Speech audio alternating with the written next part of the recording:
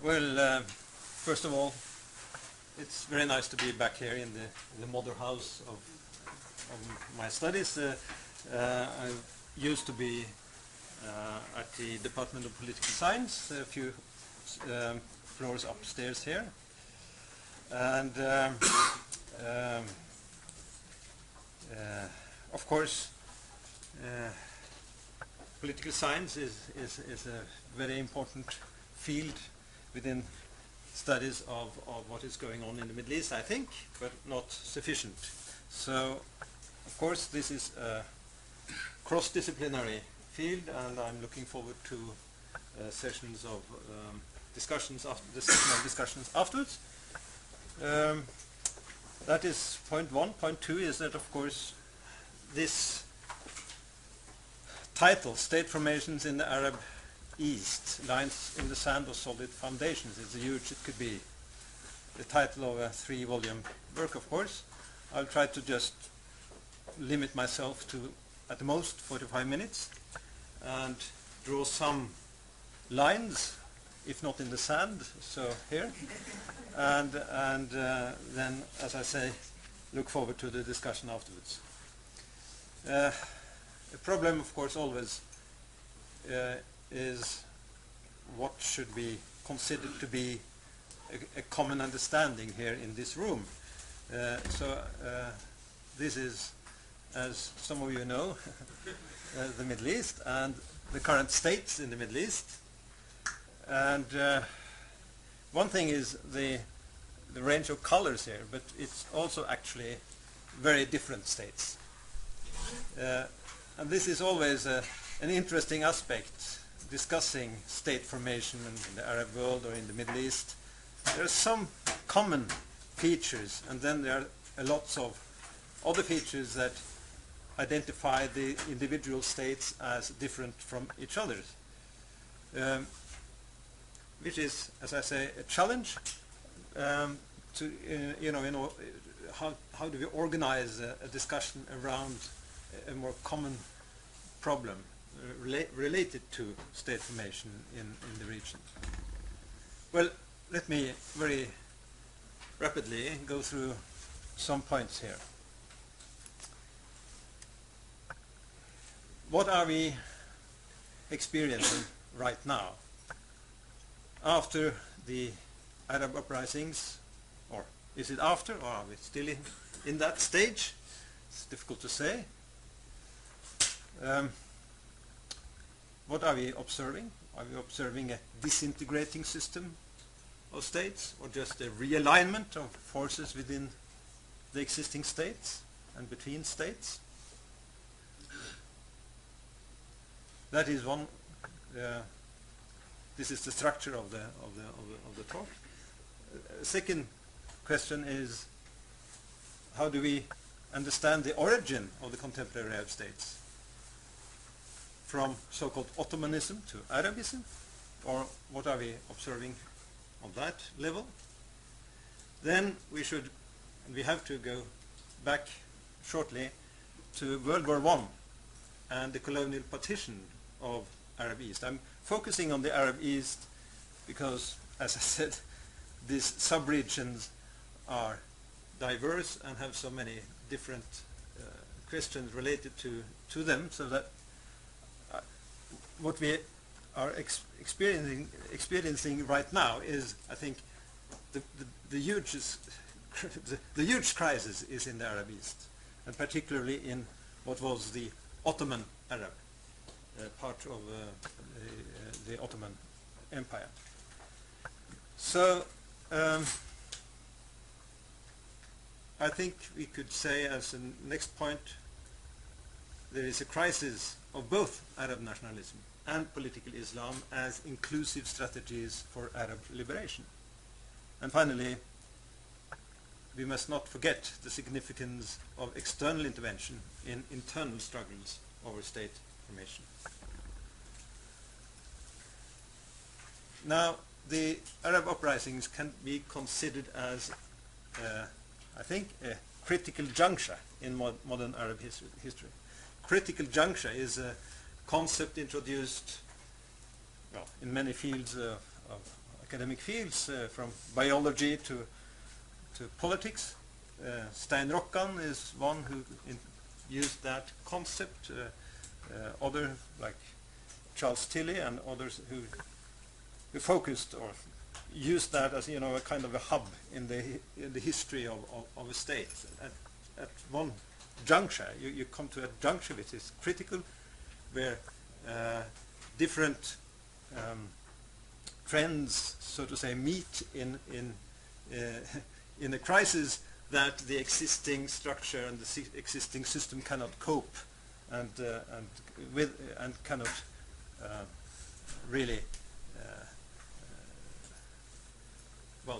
without opening the system so that different forces can take the initiative, and you could get a radical new direction in the history of the system. So what we saw with the Arab uprisings, or Arab Spring as it's called, or Second Arab Awakening as it's called, Arab Revolution, and different concepts. We can discuss what is the most relevant.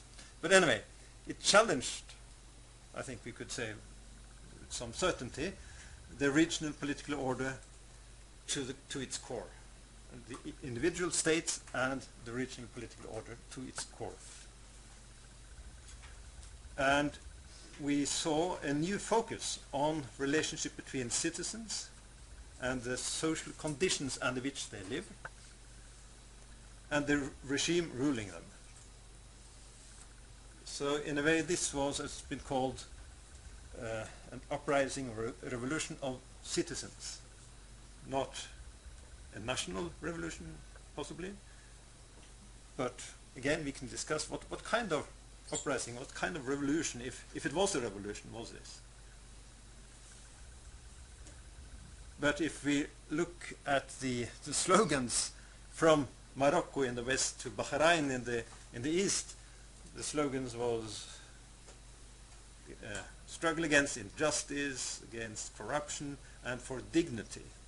The concept of dignity was actually one which you could see throughout the region. So there were some common themes in this critical juncture, in this uprising. It could remind us of, you know, what happened in 1968 in Paris, you know, which also spread like fires in the Western countries in a very short time, or well, the democratic revolutions in Eastern Europe in connection with which was ignited by the fall of the Berlin Wall. I mean, this unpredictable, sudden explosion of social mobilization outside established political parties, but catching the imaginations of millions of people. The unexpected, what happened in what ignited, so to say, literally, the Arab uprising was when Mohammed Bouazizi in Tunisia set light to himself on the 17th of December 2010. And within a few weeks, this ignited this Arab Spring. Within a few weeks, not only had Ben Ali been ousted as president in Tunisia, but also even Mubarak in Egypt, the strongest country, Arab country. So, but from there on, we can discuss that also. Well, we saw that this was a wake-up call, of course, for many Arab rulers. The uprising, which was, you know, peaceful and just in a way joyful, became more and more violent on both sides. Anyway, this is what we have recently experienced. So let's go a bit behind the current scene and draw some lines in the development of the Arab state system. Well, we have to start then with the Ottoman state, because the Arab states, I mean most Arab states, almost all Arab states originally was part of an Islamic, they were originally part of an Islamic empire and then became part of the Ottoman Empire, even though some territories was not fully integrated into the Ottoman Empire, but let's leave that aside. The Ottoman state was in the tradition of the Islamic empires, a multicultural empire. It combined the being a sultanate and a caliphate, that is both a religious and a non-religious legitimation of state authority. But what also is important is the modern state building and the reforms starting in the 1839, between 1839 and 1876, called the Tanzimat, which was in many ways a strategy of modern state building, because the Ottomans saw the problems and the challenges from the Western expanding powers, and to meet these enormous challenges, they saw the necessity of starting a reform process of the state bureaucracy, of the military, of some features of a welfare state, as a matter of fact. Inspired and advised by the Germans to a large extent. Very important in this context was also the building of a more modern army. So the foundations, you could say, was laid through the late 1800s for a more idea of nationalism in a more modern sense, which turned out to be more and more a Turkish nationalism. We saw it with the so-called Young Turks, who took the power in 1908, and the repression of quests for independence by the non-Turkish nationalities within the empire.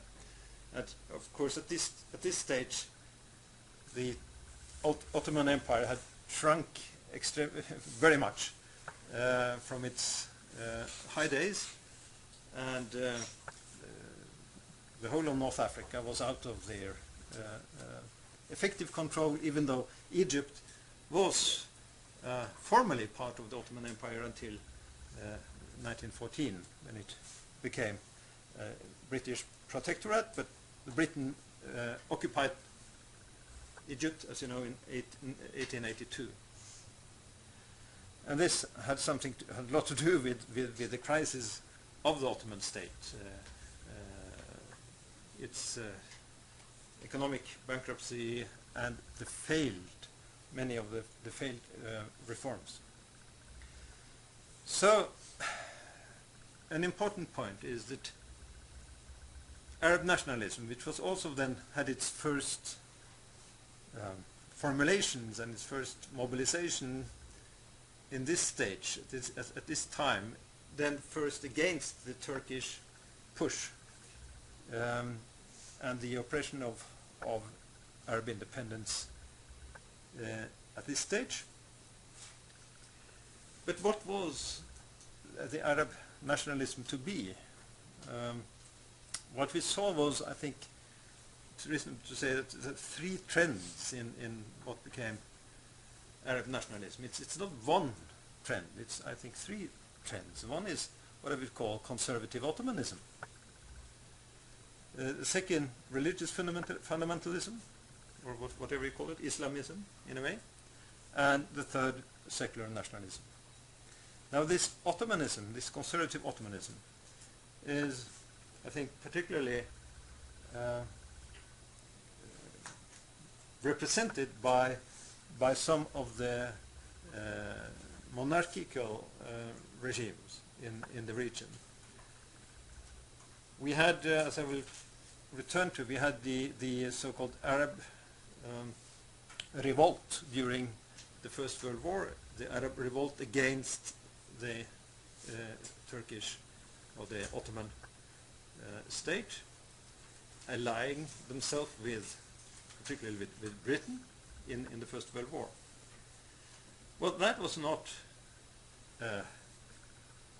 nationalism as we know it from Europe, you know, a secular radical nationalism. No, it was basically conservative Ottomanism, that is nationalism that wanted to preserve the religious and the patrimonial basis of the state. So the Hussein of Mecca, the Hashemite ruler of Mecca at the time, his nationalism, his Arab nationalism, was basically, I think it's reasonable to say, a strategy for saving his own and his family's and his clan's dominance of the Arab Peninsula.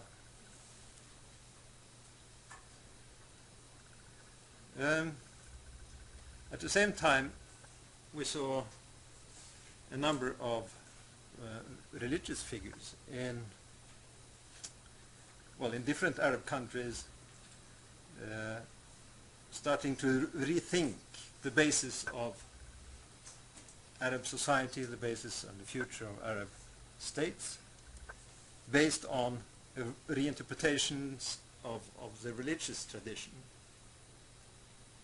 Not go into that now because I don't have time.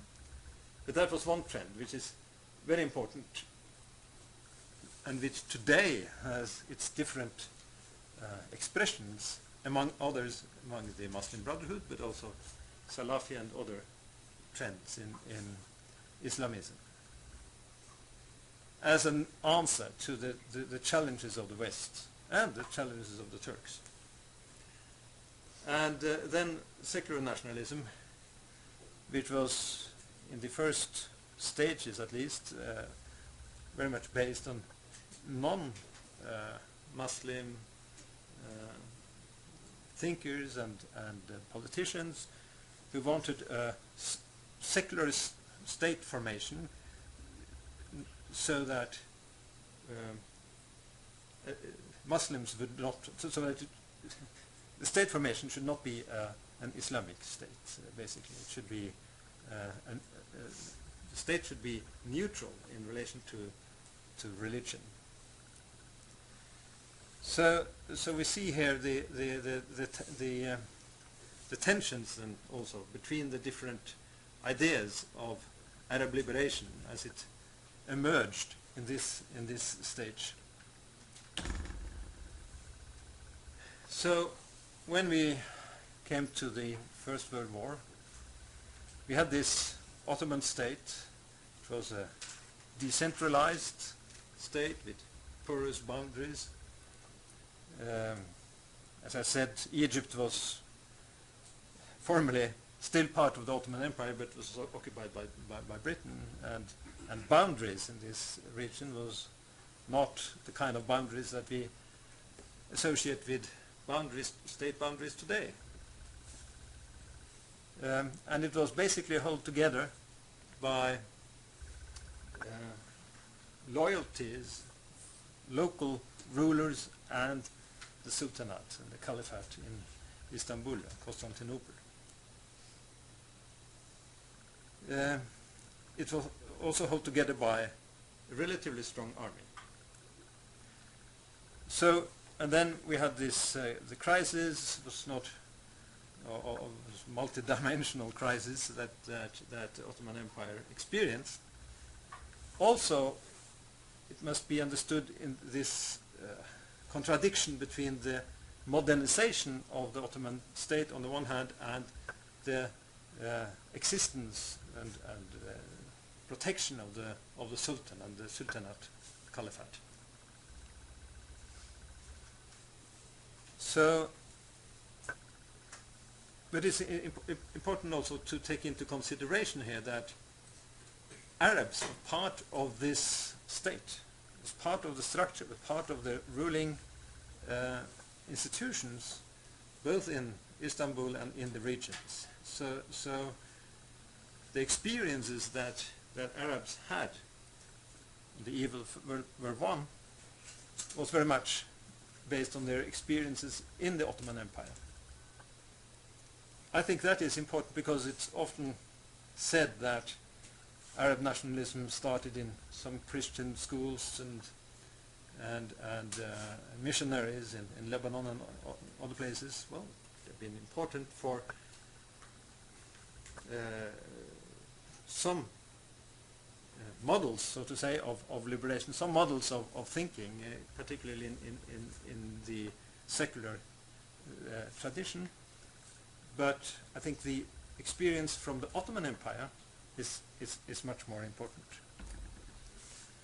Right, many of you know this very, very well, of course. This is what happened after, or in the course of the First World War, where Britain, France, Russia saw and foresaw the collapse of the Ottoman Empire and how to, so to say, distribute the spoils of the war in a territorial sense. And three important agreements was then completed between 1915 and 1917. So one was the Sykes-Picot Agreement between the British and the French diplomats. This was a secret agreement, but had a strong influence on how boundaries were drawn after the war and accepted or sanctioned by the legal nations in 1922. So, as you can see, we'll not go into the details here, but the important thing is that Britain was particularly concerned with securing their route to India. France was particularly interested in the Mediterranean coast. So what Britain wanted was to have a dominant dominance in this stretch of land from the Mediterranean Sea to the Persian Gulf.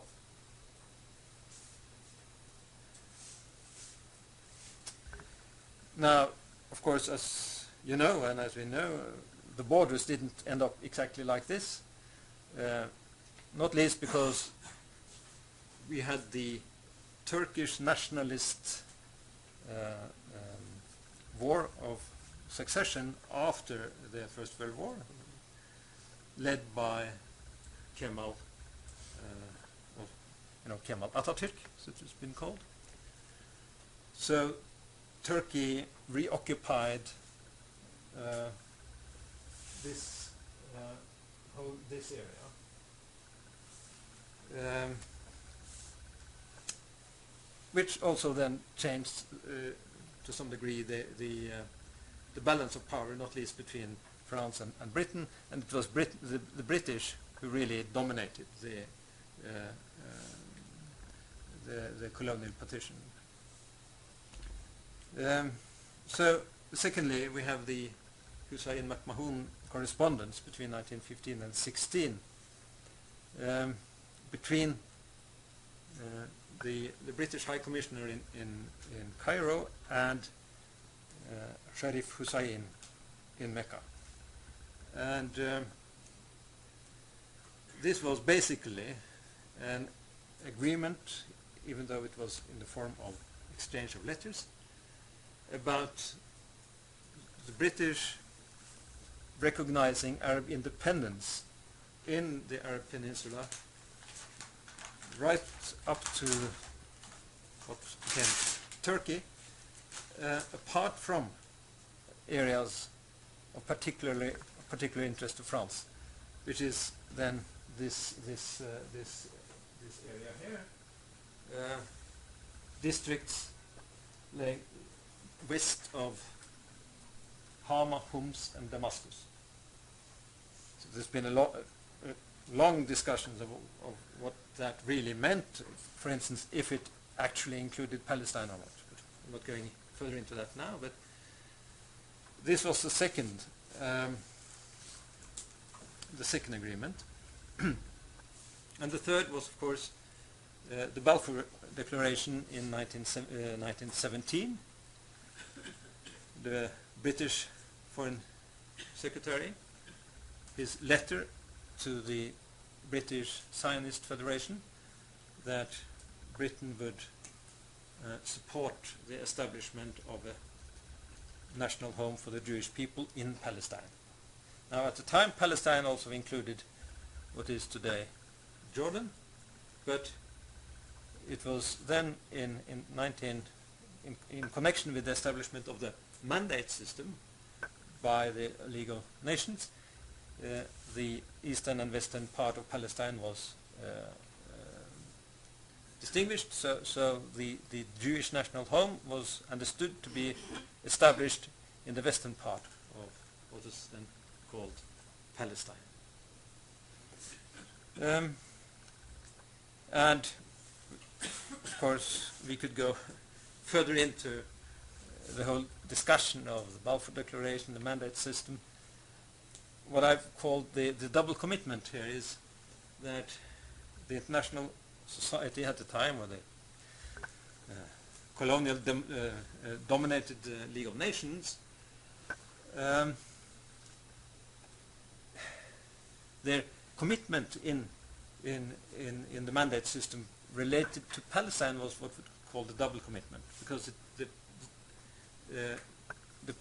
basic principle of the mandate system is to give the mandate independence as soon as possible, and that the mandatory state had the obligation to prepare the mandate for national independence. And Palestine was recognized as such a country, state territory. And Palestine had its passports, its everything, aspects of the state. But it also had the commitment to the Zionist organization of the establishment of a national home for the Jewish people, without defining the territorial boundaries of that home, or what the home is. Is it a state? Is it an autonomous region, or whatever? That was not defined. Not until the UN partition plan in 1947, as is represented here.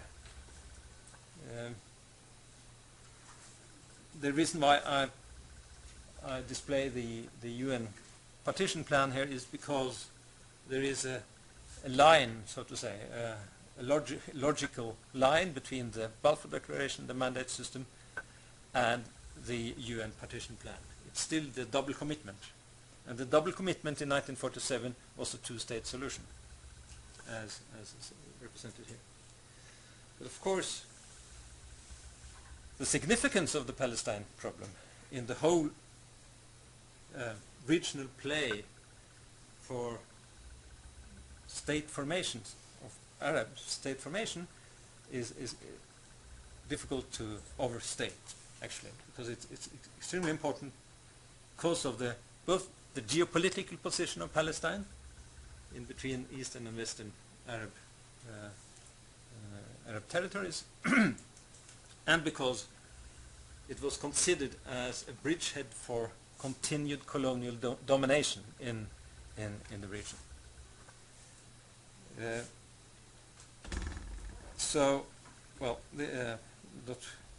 This is in a way a bit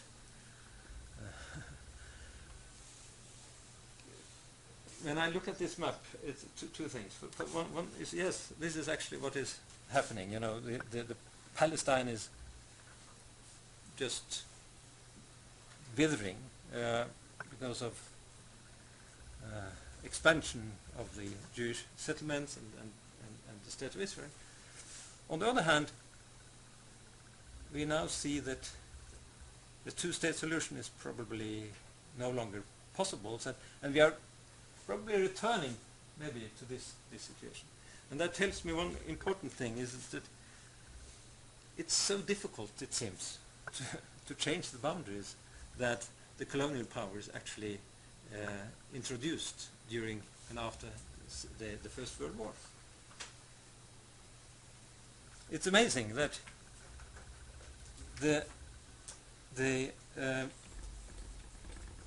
this design, more or less, so hated by Arab nationalists and Islamists alike, is still today, you know, the basic structure of states in the region. Not even the Arab independent states under influence of President Nasser and, you know, Arab nationalism, the high days of Arab nationalism, they were not able to do anything substantial with the lines drawn up by the colonialists. And that is an interesting point to discuss.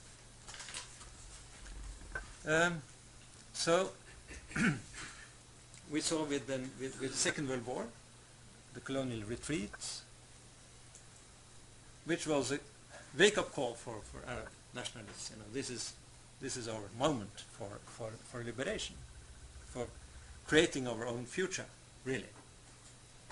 And we saw, as I say here, the success and failure of Nasserism. We had in 1958 the establishment of the United Arab Republic of Egypt and Syria, very much wanted by the Syrians at the time because of their own deep crisis. Between 1949 and 1970, I think there were some 20 coups d'etats in Syria. And Nasser, you know, emerged as a fantastic and very strong and powerful figure. So Syrians wanted, so to say, to borrow some of this energy, some of this power that Nasser was representing. But 3 years afterwards, the United Arab Republic, as you know, the first real experiment of Arab secular radical nationalism, failed and broke up. There was a new attempt in 1963 then to also include Iraq, but that failed. And importantly, it's called here the Arab Cold War. It's a book by Malcolm Kerr, very famous book, that, you know, disclosed the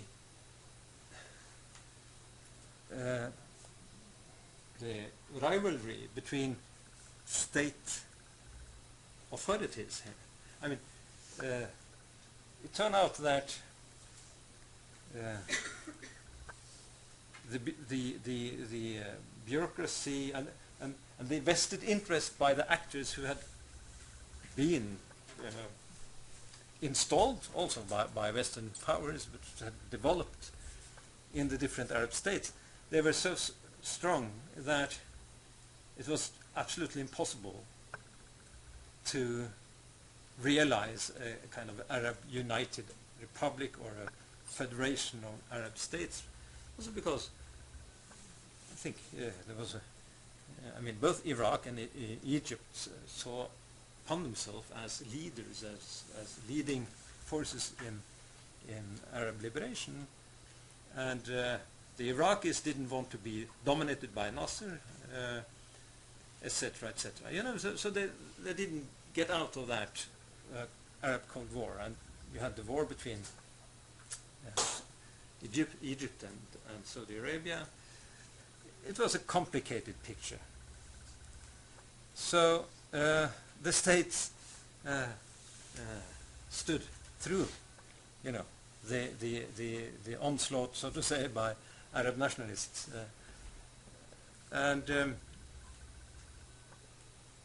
well, but we also saw that states that were threatened to collapse, particularly states that were allied by Western powers, they were saved by interventions from these Western powers. United States and Britain, like both Jordan and Lebanon, was in big troubles in these years. And of course, an extra very important aspect here to explain the failure of Nasserism, or the failure of Arab socialist nationalism, was a defeat in the Arab-Israeli wars, one in 48-49, and of course in 1967, which was the real end of Nasserism. So what then re-emerged, one could say, was Islamism as a reaction to this failure of Arabism, and as a solution to the challenges that Arabs experienced in their relations with the outside world and in relation with their own regimes. So, well, the first success of Islamism was not in the Arab world, but it was in Iran, you know, with the Iranian revolution in 1979.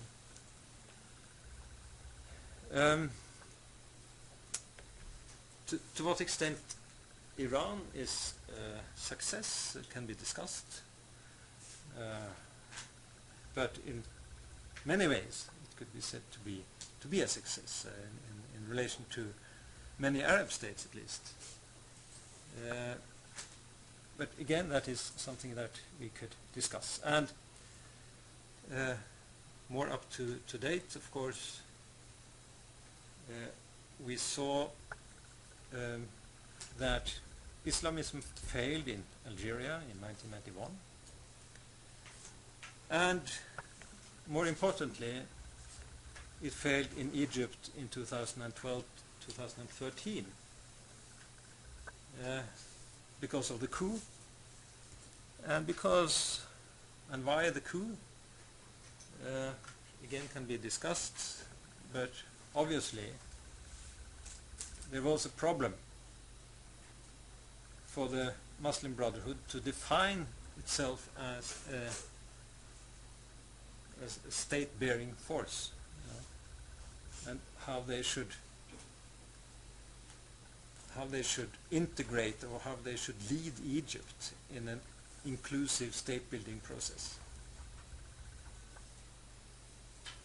So the absence of you have it in Iran in another way, you know, maybe because of Shia Islam and the way it is organized, the way in which Shia Islam is organized in contrast to Sunni Islam,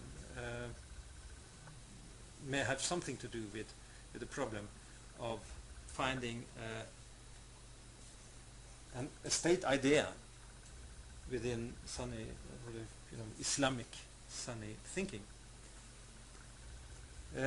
So again, a point that can be discussed, but we see it.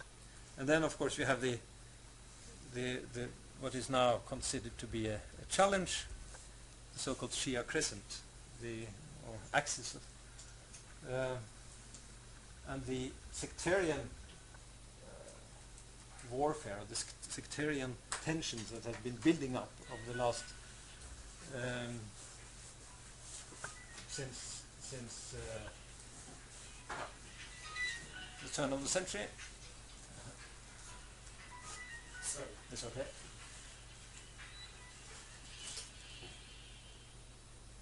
So today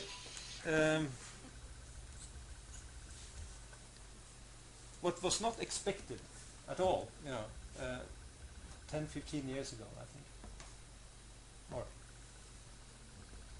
at least if you look into a lot of literature on state building in the Middle East, and particularly modernization theories, could not foresee that the region would end up with sectarian conflicts of the kind that we see today. And it's absolutely catastrophic for many societies. We see it in Iraq. It's a couple of weeks ago I was in Lebanon. It's a very tense situation. There is no president now in Lebanon. The parliament has just decided to prolong its own session for 2 years without elections. And Lebanon is in many ways a reflection of the conflicts in the region. And the idea behind this concept of the Shia Cressent or axis is that the Shias represent a minority in Islam, is taking positions not only in Iran but also in Iraq, in Syria, in Lebanon, and now we have the Houthis in Yemen. So particularly states like Saudi Arabia is really experiencing this as a great threat. Again, a point that we can discuss. I have to finish very soon. And then come back to the significance of external intervention, because I think that is always important to keep in mind, that in contrast to Europe and state formation in Europe, which was basically an endogenous process, the last century at least and more, external powers have intervened in ways that has made it impossible for local actors to find, so to say, their own ways, or for instance, for that matter, to fight it out between themselves. And I don't think I need to go into the primacy of geopolitics of this region. It's not only oil, it's the whole geopolitical position, and of course dependent on what is world politics at any time. What is interesting now is the retreat of the United States after the failure of wars in Afghanistan and Iraq, and we see now the intervention in Libya resulted in what could be a failed state or a splitting up of Libya, with dramatic implications for the region around Libya and south of Libya. And also the failure, I mean, if the civil war in Syria had been on an earlier stage, maybe the West would have intervened. Now they did not intervene, and well, the result is again a failure and a failed state, maybe. So it's difficult to predict how this will further develop, but we should always keep in mind, as I say, the interrelationship between external factors and internal factors, which makes it so difficult to analyze Middle Eastern politics, because you can never analyze it only as internal power struggle or only as external power struggle. It's this combination which is so challenging from also from a academic point of view. When we had, I think this was just an interesting map, you know. If we see the national security from an Iranian point of view for a minute, it would look like this, you know. So it's a perspective that we are not so used to. But of course, it's one can understand some of the Iranian rhetoric, and well, this was a poster by the ISIL or the IS or the Daesh. So, how strong is it? And how dangerous, so to say, is this challenge of the caliphate established by the Islamic State? It's difficult to say. I don't think it should be overstated in my opinion. It's very much on the media. It's very much social media. It's very much fantastic and dramatic and horrendous news and images, and they have really had a tremendous success, of course. And for the first time, a jihadist movement is establishing a territorial control. But I tend to be skeptical about the sustainability of that. Again, I think it's difficult to change the boundaries. Another thing is that the Kurdish region of Iraq clearly has independence as very likely strategy. However, it's also lots of dilemmas. To what extent should the Turkish, not only the Turkish, but the Syrian Kurdish movement be included? Lots of different interests, lots of contradictions between and conflicts between the different Kurdish groups. So it's not at all clear that Iraq will disintegrate as a state, even though it's it's tempting to say that it's already happened. But that is well, this is, I think, how Daesh think of their own position right now. So 3 images finally. Are we seeing that the revolution eats its own children once again? Who is willing to carry on the torch of the uprising? And where will we end? Thank you.